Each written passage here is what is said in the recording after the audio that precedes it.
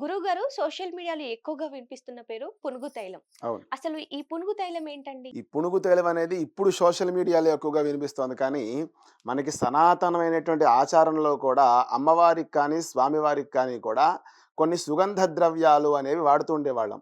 Okay. అగరు, కుంకుమ, కస్తూరి, చందనం అటువంటి యొక్క జాతిలోకొచ్చేదే ఈ పునుగు తైలం కూడా. హ్మ్. ఈ పునుగు తైలం అనేది అసలు ఎక్కడి నుంచి ఆవిర్భావం అవుతుంది అంటే, పునుగు పిల్లి అని ఇంతకుముందు మనకి అరణ్యాలు చాలా ఎక్కువగా ఉన్నప్పుడు భారతదేశంలో కూడా చాలా ఎక్కువగానే ఉండేవి. మైసూరు ఇత్యాది ప్రాంతాల్లో ఈ పునుగు పిల్లులు అనేవి ఎక్కువగా ఉండేవి. హ్మ్. ఈ పునుగు తైలం ఎక్కడి నుంచి వస్తుంది అని మనం చూసుకున్నట్లయితే, ఆ పునుగు పిల్లి తిరిగేటువంటి ప్రదేశంలో ఒక గంధపు చెక్కని నాటి పెడతారు. హ్మ్.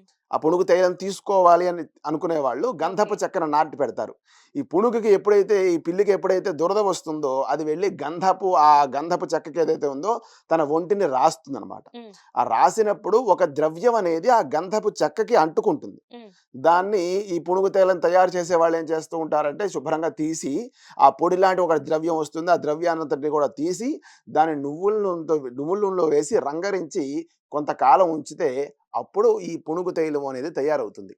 ఓకే. దాన్ని మనం పూజ చేసేటువంటి చందనంలో కానీ, వీట్లన్నిటిలో కానీ కలిపి అమ్మవారికి కానీ, స్వామివారికి కానీ లేపనం చేస్తూ ఉండేది. ఆ సదాచారం నుంచి ఎప్పటినుంచో వస్తోంది. హ్మ్.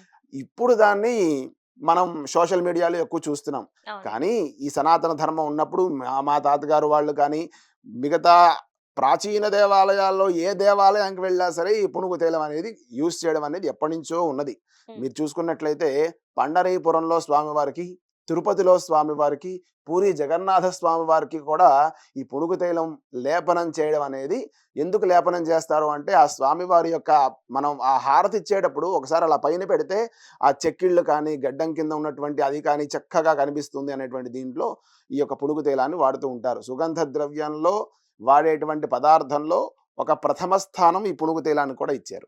ఓకే.